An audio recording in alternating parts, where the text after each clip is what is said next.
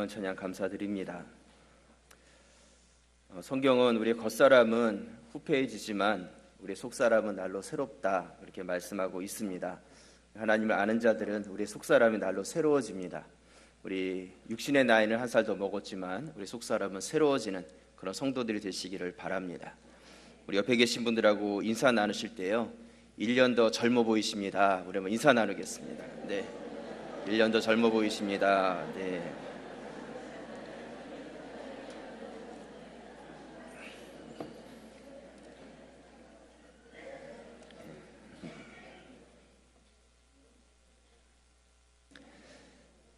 저희 교회가 생명의 삶이라는 묵상 책으로 매일 묵상의 삶을 살아가고 있습니다. 그래서 올해는 특별히 더 이 생명의 삶을 더 강조하고 모든 성도들이 매일매일 말씀을 묵상하실 수 있길 부탁을 드립니다. 그래서 지난 주간에 우리가 생명의 삶의 말씀 본문이 어디였냐면 이 마태복음의 시작의 말씀을 우리가 같이 보았습니다. 이 마태복음 1장 2장에서는 어떤 말씀이 나와 있냐면 예수님께서 이 땅에 육신의 몸을 입고 오신 예수님의 탄생에 대한 말씀이 거기에 기록되어져 있습니다. 그래서 오늘 읽었던 이 본문의 말씀은 주로 우리가 성탄절에 많이 읽었던 아들을 낳으리니 이름을 예수라 해라, 임마누엘이다, 어떤 이런 말씀을 가지고 많이 말씀을 나눴던 그런 기억이 있습니다. 지난 주간에 이 말씀을 제가 쭉 묵상을 하면서 지금까지는 예수님에 대해서 많이 중심을 두고 이 말씀을 묵상해 왔었는데, 한 주간 말씀을 묵상하다 보니까 예수님 말고 예수님의 육신의 아버지로 불려졌던 이 요셉이라는 인물에 대해서 깊이 묵상을 하게 되었습니다. 도대체 이 요셉이라는 사람은 어떤 사람이길래 이 땅 가운데서 예수님의 아버지라는 호칭을 얻을 수 있었을까? 그런 생각을 가졌습니다. 그러면서 오늘 이 본문의 말씀 보시면 요셉을 성경은 이렇게 표현을 하고 있습니다. 마태복음 1장 19절 말씀에 보시면요, 우리 같이 한번 읽겠습니다. 그의 남편 요셉은 의로운 사람이라 그를 드러내지 아니하고 가만히 끊고자 하여. 이 말씀에 보시면 요셉을 한마디로 뭐라고 말하고 있냐면 요셉은 어떤 사람이라는 거예요? 의로운 사람이다, 이렇게 말씀하고 있었습니다. 이 말씀을 묵상하면서요, 사람은 다 죄인인데 어떻게 의롭다고 말할 수 있을까? 그런 생각이 들었습니다. 모든 사람은 의롭지 않고 다 불의한데 의인은 없나니 하나도 없다고 말씀하셨는데 왜 이 요셉이란 사람을 성경은 하나님께서는 의롭다고 말씀하셨을까? 그런 생각이 들었습니다. 사람이 의로워지는 것은 오직 예수 그리스도를 믿음으로 의로워지는 것인데, 아직 예수님이 태어나시지도 않았는데 이 요셉이라는 사람은 어떻게 해서 의롭다는 그러한 칭호를 받을 수가 있었을까? 그냥 요셉은 굉장히 착한 사람이었다, 아니면 인격적으로 훌륭한 사람이었다, 이렇게 말을 하면 쉽게 받아들일 수 있을 것 같은데, 요셉이 의롭다고 했던 이 말씀을 묵상하면서 제 자신 안에는 부럽기도 하고 또한 한편으로 좀 불편한 마음이 있었습니다. 그러면서 제가 원어 성경을 이렇게 펴서 봤어요. 펴서 보니까 이 의롭다는 단어가 디카이오스라는 헬라어 단어를 사용하고 있는데, 이 단어의 의미가 무엇이냐면 하나님과 사람, 그래서 하나님과의 관계, 그래서 하나님께서 주신 율법의 말씀을 온전하게 지키는 자, 또 사람과의 관계 속에서 사랑을 행하고 그 질서를 지켜가는 자가 바로 의로운 자다, 이렇게 해석이 되어 있었습니다. 곧 하나님과 또한 사람과의 관계가 온전한 사람이 의로운 자라고 표현이 되어 있었다는 것이죠. 여러분, 우리가 예수 그리스도를 믿고 의로운 자가 되었습니다. 죄인이 의인이 되었어요. 그렇다면 의인이 됐다는 것을 어떻게 우리가 증명하면서 살아갈 수가 있겠습니까? 그것은 첫 번째로 하나님과의 관계가 하나님을 예배하고 그분을 사랑하는 관계가 되어야 되는 것이고, 두 번째는 이웃과의 관계가 온전하고 그 이웃과의 관계도 사랑의 관계가 되어야 한다는 것이죠. 내가 예수를 믿고 구원을 받았다고 해서 내 마음대로 그냥 함부로 살아가는 그런 인생이 아니라, 구원을 받고 의로워졌다면 그에 합당한 증명되어지는 삶을 우리가 살아가야 되는 것이고, 그 삶이 바로 의로운 삶이다, 그렇게 말하는 것입니다. 여러분, 요셉은요 의로운 사람이었습니다. 그는 예수님이 오시기 전이었지만 하나님의 말씀에 사모함을 두었고, 그 말씀을 자원해서 지키기를 기뻐했던 사람이었고, 또한 이 땅 가운데서 인간 관계 가운데서도 그 관계가 바르고 사람들과의 관계 속에서 질서를 지키고, 또한 그 사랑의 관계를 견고하게 지켜갔던 사람이 바로 요셉이었다는 것이죠. 그것을 어떻게 확신적으로 말할 수 있냐면, 이 본문의 말씀 우리가 가만히 묵상하고 요셉이 이 어려운 일을 어떻게 대처해 나가는지를 보게 된다면 바로 요셉이 그런 사람이라는 것을 우리가 깨달을 수가 있는 것입니다. 새해가 시작된 지 얼마 지나지 않았습니다. 오늘 이 말씀을 통해서 여러분들이 2016년 이 예수님의 육신의 아버지였던 이 요셉이라는 인물을 여러분 삶의 롤 모델을 삼으실 수 있기를 바랍니다. 그래서 내가 2016년에는 이 요셉이 의롭다는 칭호를 받았듯이 나도 그러한 칭호를 받는 성도의 삶을 살아가야 되겠다, 그런 마음의 결단 있는 이 말씀의 시간이 되실 수 있기를 바랍니다. 그래서 오늘 말씀의 제목을 요셉은 의로운 사람이다, 이렇게 정했습니다. 먼저 첫 번째로요, 우리가 본받아야 하는 요셉의 의로운 모습은 무엇이냐면, 요셉은 하나님의 능력을 제한하지 않는 사람이었다는 것입니다. 하나님의 능력을 제한하지 않는 사람. 오늘 마태복음 1장 18절 말씀에 보시면요, 우리 같이 한번 읽겠습니다. 예수 그리스도의 나심은 이러하니라. 그의 어머니 마리아가 요셉과 약혼하고 동거하기 전에 성령으로 잉태된 것이 나타났더니, 이 말씀에 보시면 성령으로 인해서 마리아에게 예수님이 그 몸에 잉태되었다, 이렇게 말씀하고 있습니다. 임신을 한 것이죠. 여러분, 믿지 않는 사람들에게요 설문조사를 했다고 합니다. 성경에 나오는 여러 가지 사건들 중에서 가장 믿어지지 않는 것이 무엇이냐, 그래가지고 이렇게 조사를 했는데 천지창조 여러 가지가 있었는데, 그 중에서 가장 믿어지지 않는 것이 예수 그리스도의 동정녀 탄생이 믿어지지 않는다, 그렇게 대답을 했다는 거예요. 천지창조는 그래도 믿을 수 있는데 예수님이 남자를 알지 못하는 가운데 태어났다는 그 사실을 믿지 못하겠다, 세상 사람들이 그렇게 대답을 했다는 것이죠. 왜 그러냐면 자기들의 상식적으로 그것이 이해가 되거나 믿어지지가 않는 거예요. 어떻게 이런 일이 있을 수 있냐는 것이죠. 분명히 이 여자가 밖에 나가서 못된 짓을 하고 아기를 가졌는데 그것을 거짓말을 해가지고 성령이 잉태된 것이라고 말한 것이다. 세상 사람들은 일반적으로 다 그렇게 생각을 하고 있다는 것입니다. 그래서 이것은 믿어지지 않는 것이 아니라 거짓말이라고 그들은 확신하고 있는 것이죠. 여러분들은 어떻게 생각하십니까? 여러분, 하나님께서 이 땅을 창조하신 것을 믿으시죠? 하나님 이 땅의 창조주가 되신 것을 믿으시죠? 하나님께서 모든 것을 창조하시고 남자와 여자를 창조하셨습니다. 그리고 그 남자와 여자를 통해서 자녀를 허락해 주셨어요. 이것이 하나님의 방법이에요. 남자와 여자를 다르게 창조하시고 그 다름이 하나가 됨을 통해서 자녀를 허락해 주신 것이 하나님의 방법이었다는 것이죠. 그것을 정하신 분이 어느 다른 누가 아니라 이 땅을 창조하신 하나님이시라는 것입니다. 그 방법을 정하신 분이 하나님이시라면 그 방법을 바꾸실 수 있는 분도 하나님이시라는 것이죠. 하나님께서 그렇게 이 땅 가운데 자녀를 허락하실 방법을 세우셨다면 그 방법을 바꾸실 능력도 하나님께는 있다는 거예요. 우리의 몸과 모든 것을 창조하신 분이 하나님이시기 때문에 우리는 그분의 그러한 능력을 믿을 수 있는 믿음을 가져야 한다는 것입니다. 오늘 요셉을 한번 생각해 보시길 바랍니다. 결혼을 약속한 여인이 있었습니다. 약혼을 했어요. 그날이 오기를 얼마나 손꼽아 기다렸겠습니까? 하루하루가 기쁘고 행복했을 것입니다. 그러던 어느 날 갑자기 청천벽력 같은 그러한 소식을 접하게 됩니다. 그것은 무엇이냐면 자기하고 결혼하기로 약속한 마리아가 아기를 가졌다는 거예요. 우리 남자 여러분, 만약 여러분이 요셉이라면 어떻게 하시겠어요? 결혼하려고 다 약속을 해놨는데 그 여인이 다른 남자의 아기를 가졌다, 이러한 소문을 들었다면 어떻게 하시겠습니까? 얼마나 당황스럽겠어요. 요셉도 굉장히 당황스러웠어요. 그래서 요셉은 약속했던 결혼을 조용히 끊으려고 했습니다.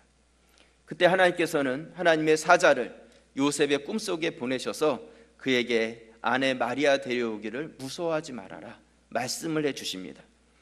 오늘 마태복음 1장 20절 말씀에 보시면요, 이 일을 생각할 때 주의 사자가 현몽하여 이르되 다윗의 자손 요셉아 내 아내 마리아 데려오기를 무서워하지 말라. 그에게 잉태된 자는 성령으로 된 것이라. 21절 같이 읽겠습니다. 아들을 낳으리니 이름을 예수라 하라.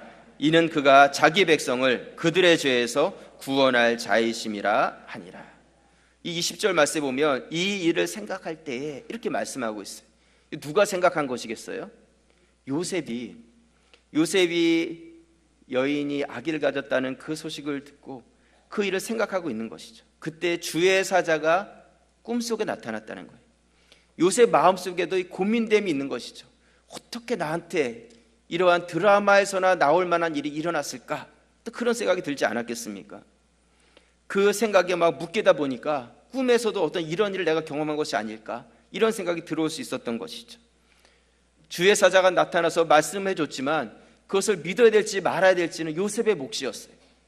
내가 여기에 너무 묶여가지고 생각이 여기에 그냥 확 스탁돼가지고 거기 붙어있다 보니까 이제는 꿈까지 꾸는 게 아닐까?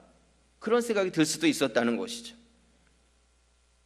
요셉은 어떻게 결정을 내렸냐면요, 오늘 마태복음 1장 24절 말씀해 보시면 이렇게 말씀합니다. 요셉이 잠에서 깨어 일어나 주의 사자의 분부대로 행하여 그의 아내를 데려왔으나 25절 같이 읽겠습니다.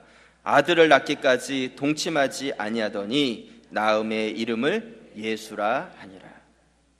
요셉은 그 꿈에 나타난 하나님의 말씀을 의심 없이 그대로 믿었어요. 그것을 받아들인 것이죠. 내가 너무 민감해서 이런 꿈을 꿨나 보다, 그러지 않았습니다. 그 꿈을 그냥 무시해버린 것이 아니었어요. 남자 없이 성령으로 아기를 가졌다고 이런 말도 안 되는 소리를 내가 믿어야 되나? 믿지 않을 수도 있었어요. 하지만 요셉은 그렇지 않았습니다. 여러분, 부부 사이에 신뢰가 깨지면 얼마나 어려운지 아십니까? 남편이 아내를 의심하는 병을 뭐라고 그래요? 의처증이라고 말하잖아요. 이 의처증은 정신병이에요. 정신병. 쉽게 고쳐지지 않습니다. 치료를 받아야 돼요. 그 정도로 무서운 병입니다. 분명히 요셉도 마리아를 충분히 의심할 수 있는 상황이었어요. 하지만 하나님의 음성이 들려졌고 그 주님의 뜻이고 하나님께서 행하신 것이라면 그는 그것을 의심 없이 그냥 받아들인 것이죠. 믿음으로 그것을 자기 것으로 만들어버린 것입니다. 여러분, 2016년이 시작된 지 얼마 되지 않았습니다. 요셉의 그 의로운 모습을 본받기 원하신다면 하나님의 음성과 하나님의 말씀을 제한하지 않는 성도들이 되시길 바랍니다. 주님의 말씀이라면 의심 없이 믿으시길 바랍니다. 사람의 말이 아니라 하나님의 음성이라면 그것에서 신뢰하고 나아가시는 분들이 되시길 바랍니다. 그래야지 하나님을 경험할 수가 있는 거예요. 내 마음대로 내 뜻대로 내가 하고 싶은 대로 살아가서 하나님이 경험되어지는 것이 아니라 하나님의 음성이 있을 때 그것을 나는 이해되지 않는다 할지라도 하나님께서 그렇게 행하시고 그것이 하나님의 뜻이라면 내가 그렇게 하겠습니다. 나는 못하지만 하나님은 하실 수 있습니다. 하나님의 능력을 제한하지 않는 의로운 믿음이 그의 삶 가운데 요셉과 같은 역사를 이루어가게 되는 것입니다. 여러분, 노아를 한번 생각해 보시길 바랍니다. 노아는 어느 날 갑자기 하나님의 음성을 들었습니다. 어떤 음성이냐면 방주를 지으라는 거예요. 방주를. 그것도 하루 이틀 지으라는 것이 아니라 120년 동안이나 지어야지 지을 수 있는 그런 방주를 지으라고 말씀을 하신 것이죠. 120년 동안 방주를 짓는데 하늘에서는 비가 내리지도 않았어요. 아무것도 보이지 않았어요.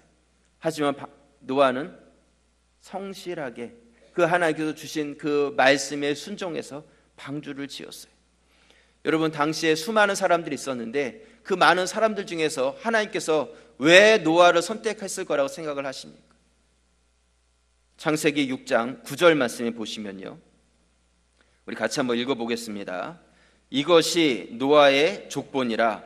노아는 의인이요 당대의 완전한 자라. 그는 하나님과 동행하였으며. 이 말씀에 보시면 노아는 어떤 사람이라고요? 의인이라는 거예요. 당대의 완전한 자라는 것이죠. 여러분, 요셉도 의로운 자다 이렇게 말하고 있고요. 노아도 당대의 의인이었다 이렇게 말씀하고 있습니다.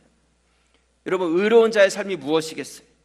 자기에게 주어진 그 하나님의 음성과 말씀 앞에서 그것을 의심하지 아니하고 그것이 하나님의 뜻이라면 하나님 능력을 제한하는 것이 아니라 내가 하겠습니다, 내가 순종하겠습니다 하고 그것을 나의 삶으로 가져오는 자가 바로 의로운 자의 삶이라는 것입니다. 여러분, 하나님께서는 내가 생각하는 것 이상의 일을 행하시는 분이십니다. 내가 상상하는 것 그 이상의 것을 행하시는 분이 바로 우리 아버지 하나님이시라는 것이죠. 여러분들 안에 오늘 요셉과 같이 또한 노아와 같이 그러한 의로운 삶을 통하여서 2016년 더 큰 일과 역사를 이루어 가시는 그런 성도와 가정이 되시기를 주님의 이름으로 축원합니다. 아멘이십니까? 네. 두 번째로요, 우리가 본받아야 하는 요셉의 의로운 모습은 다른 사람을 배려할 줄 아는 그러한 모습입니다. 요셉은 다른 사람을 배려할 수 있는 그러한 사람이었어요. 오늘 마태복음 1장 19절 말씀에 보시면요, 우리 다시 한번 읽어보겠습니다. 그의 남편 요셉은 의로운 사람이라 그를 드러내지 아니하고 가만히 끊고자 하여. 요셉은요, 아내될 마리아가 아기를 가졌다 이 말을 듣고 드러내지 않고 가만히 끊으려고 했다 이렇게 성경은 말씀하고 있습니다.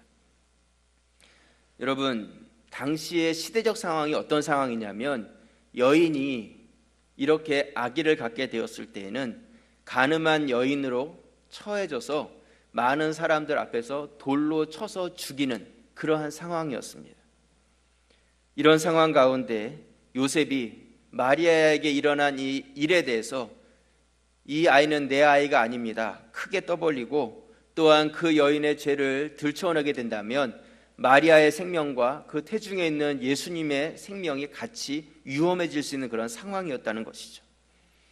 여러분, 의롭다는 말에 대해서 오늘 우리가 살펴보고 있는데요, 여러분, 의롭다는 것이 무슨 뜻이겠습니까? 의롭다, 성경에 보면 이 의롭다는 단어가요, righteous라는 영어 단어를 사용하고 있고요, 또한 한문으로는 오를 의자를 써서 옳다는 그러한 의미가 가지고 있어요.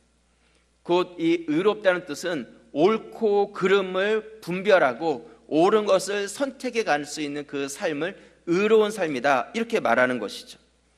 그렇다면 옳고 그른 것을 분명하게 잘잘못을 따져서 옳은 것을 선택해 간다면 이러한 일이 일어났을 때 그냥 두루뭉실하게 그냥 얼렁뚱땅 넘어가는 그런 것이 아니라 공의의 모습이라면 분명히 이것은 맞고 이것은 잘못됐다는 것을 이야기하고 잘못된 것에 대해서 분명하게 벌하는 것이 의로운 자의 삶이 되어진다는 것이죠. 당연히 자기하고 결혼하기로 약속된 여인이 아기를 가졌는데 내 아이가 아니라면 내 아이가 아니라는 것을 분명히 밝히고 이 결혼의 약속이 깨졌다는 것에서 이야기하고 많은 사람들 앞에서 이 여인의 잘못에서 들춰내고 먼저 돌을 들어서 이 여인을 쳐야 되는 것이, 그것이 의로운 자의 삶이 아니겠어요? 그것이 옳고 그른 것을 분별하는 자의 삶이 아니겠냐는 것이죠. 정말 의로운 사람이라면 잘못된 것에 대해서 벌할 수 있는 것이 의로운 것이 아니겠냐는 것이죠.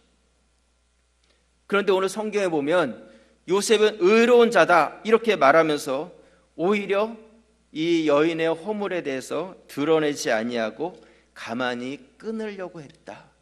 이게 의로운 자의 모습이라고 오늘 성경은 우리에게 말씀하고 있다는 것이죠. 여러분, 성경이 말하고 싶은 진정한 의로움이 무엇이겠어요? 우리가 본받아야 되고 오늘날 그리스도인이 살아가야 될 의로운 자의 삶이 무엇이겠냐는 것이죠. 여러분, 만약 하나님께서 의롭기만 하신 그런 하나님이시라면 여기 앉아서 예배드릴 수 있는 사람이 몇 명이나 되겠습니까? 공의의 하나님의 심판 앞에서 이미 우리는 너무나 많은 심판을 받고 이 자리에 와 있을 수도 없는 사람이라는 것입니다. 하지만 하나님께서는 그럼에도 불구하고 우리의 죄를 때로는 덮으시고 때로는 용서하시고 때로는 기다리시고 다시 한 번의 기회를 주시면서 우리를 이 자리에 예배자의 모습으로 세워주셨다는 것입니다. 우리는 이미 그러한 은혜를 받은 자들이에요. 그 하나님의 공의와 그 사랑의 은혜 안에 우리가 이 자리에 와 있는 것이죠. 의롭다는 것은 단지 잘잘못을 가려서 우리가 마치 하나님이 된 것처럼 다른 사람을 정죄하는 그런 인생이 아니라 우리가 그 가운데서 하나님의 은혜를 행할 수 있는 자가 바로 진정한 의로운 자의 삶이 되어지는 것입니다. 오늘 요셉을 통해서 2016년 우리가 본받아야 하는 진정한 의로움은 용서와 넉넉한 사랑의 모습이에요. 죄인들을 향해서 돌을 번쩍 치켜드는 그러한 공의가 아니라 그들의 죄가 있음을 알면서도 그것을 덮어주고 용서할 수 있는 의로움이 우리 가운데 필요하다는 것입니다.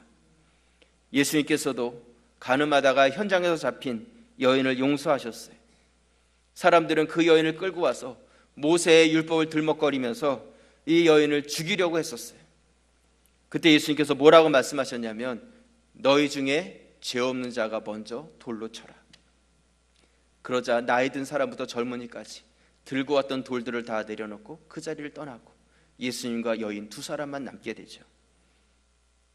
요한복음 8장 9절 말씀에 보시면요, 요한복음 8장 9절에 보시면 그들이 이 말씀을 듣고 양심의 가책을 느껴 어른으로 시작하여 젊은이까지 하나씩 나가고 오직 예수와 그 가운데 섰는 여자만 남았더라. 예수께서 일어나사 여자 외에 아무도 없는 것을 보시고 이르시되 여자여 너를 고발하던 그들이 어디 있느냐? 너를 정죄한 자가 없느냐? 11절 같이 읽겠습니다. 대답하되 주여 없나이다. 예수께서 이르시되 나도 너를 정죄하지 아니하노니 가서 다시는 죄를 범하지 말라 하시니라. 이 정죄라는 단어는 당신은 죄인입니다 하고 정하는 것이 정죄예요. 나도 너를 정죄하지 않는다고 예수님 말씀하신 것은 나도 너를 죄인이라고 정하지 않겠다, 그렇게 말씀하고 계시는 것이죠. 용서하신다는 것입니다. 그리고 그 죄가 다시는 너의 삶 가운데 반복되지 않게 해라, 그렇게 말씀을 하십니다. 여러분, 성도의 삶과 세상 사람들의 삶의 차이가 무엇이겠어요? 교회 공동체와 세상 공동체의 차이가 무엇이겠습니까? 여러분, 교회와 성도의 삶 속에서는 바로 이러한 의로움이 있어야 합니다. 옳고 그른 것을 따져서 욕하고 벌을 주는 그러한 의가 아니라 옳고 그른 것을 따져서 잘못된 것을 품고 용서하고 고쳐갈 수 있는 의가 우리 가운데 필요하다는 것입니다. 여러분, 용서가 넉넉한 사람은요, 그 주변에 사람들이 있어요. 마음의 여유가 있기 때문에 이 룸이 있는 것이죠. 그 들어갈 수 있는 그 공간이 있는 거예요. 하지만 용서가 없는 사람은 사람들이 가까이 가기를 두려워합니다. 들어갈 만한 그 룸이 없는 거예요. 그 공간이 없는 것이죠. 제가요, 부교육자들이나 아니면 이렇게 식당에 가서 식사를 하게 되면요, 같이 식사를 할 때 제 옆자리에는 사람들 잘 안 앉으려고 하세요. 그래가지고 이렇게 제가 가서 앉아 있으면 막 이렇게 사람들이 이제 들어오면 제 앉은 자리 아닌 자리부터 쫙 앉기 시작하시고 제일 마지막에 오신 분이 마치 벌 받는 것처럼 제 옆에 앉아가지고 식사를 하십니다. 예. 제가 식사를 이렇게 더럽게 먹는 사람도 아닌데 굉장히 깔끔하게 식사를 하는 사람이거든요. 예. 그래도 많이 좋아지신 것 같아요. 예. 여러분, 제가 용서가 없는 사람도 아니고요, 만나보면 굉장히 허술한 게 많은 사람입니다. 예. 정말 평범한 사람이고요, 목사하고 가까이 지내서 손해볼 게 없어요. 제가 사기를 치겠어요? 뭘 하겠습니까? 그렇지 않아요? 예. 그런데요, 목사하고 가까이 지내도 좋은데 우리 하나님하고 가까이 지내면 얼마나 좋겠어요? 그렇지 않습니까?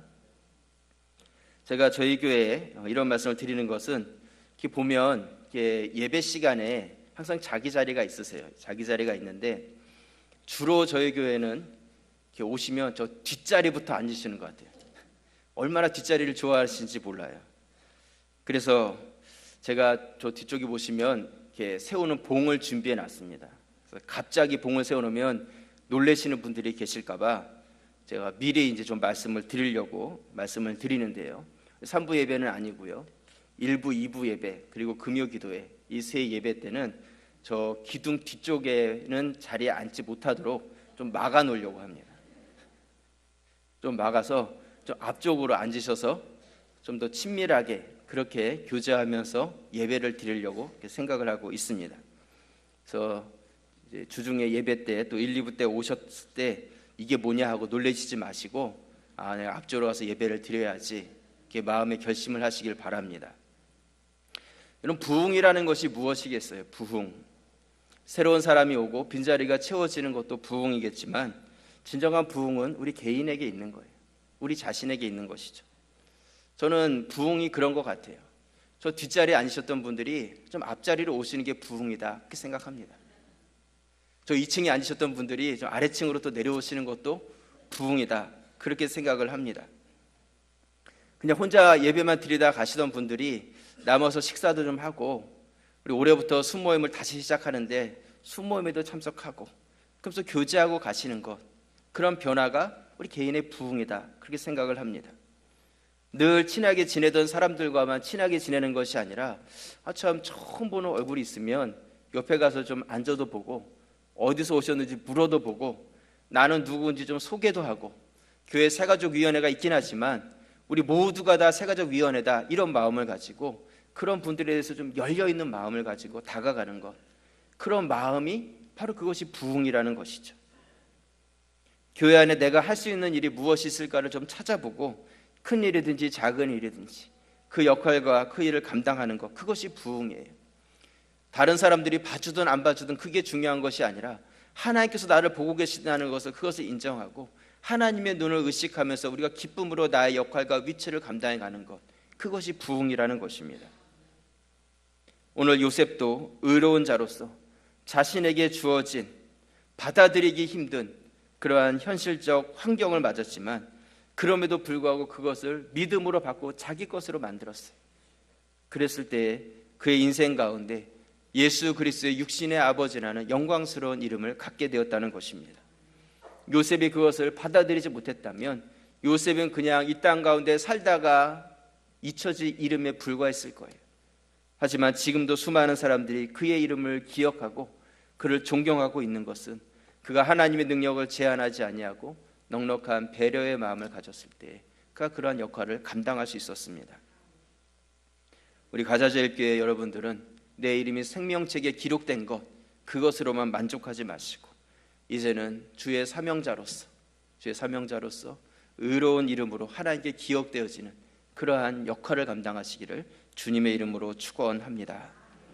말씀의 결론을 내립니다. 여러분, 오늘 이 말씀을 통해서 나 자신을 한번 돌아보시길 바라고요. 저에게 올해 표어가 단순한 삶, 열정적 사역입니다. 단순한 삶, 열정적 사역. 제가 이 단순한 삶에 대해서 계속 묵상하면서 이 단순한 삶은 군사의 삶이다, 제가 계속 반복해서 말씀을 드립니다. 군인은 삶이 복잡해서는 안 돼요. 여러분, 내 삶을 좀 단순화시키길 바랍니다.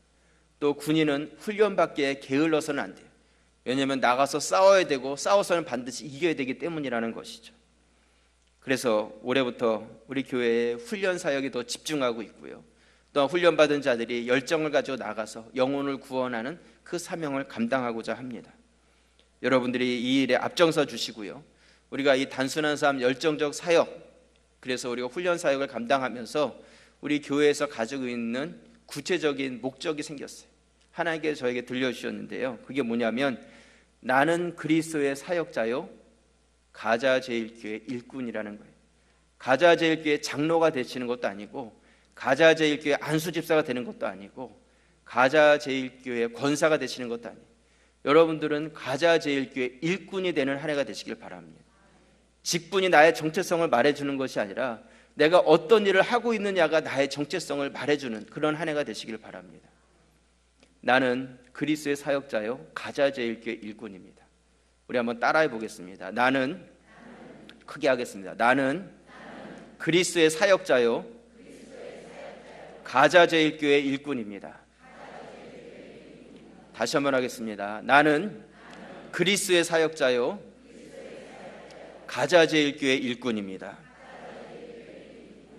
네, 내가 어떤 일을 하느냐가 나의 정체성이 되시고 그것으로 인하여서 여러분 삶 가운데 나의 가치를 발견하고 기쁨을 얻으시길 바랍니다. 요셉은 의로운 자로서 하나님과의 관계 또한 인간과의 관계가 온전했던 것처럼 나의 관계를 온전히 가심으로 하나님께로부터 의롭다는 칭호를 받는 우리 모든 성도들이 되시기를 주님의 이름으로 축원합니다. 기도드리겠습니다.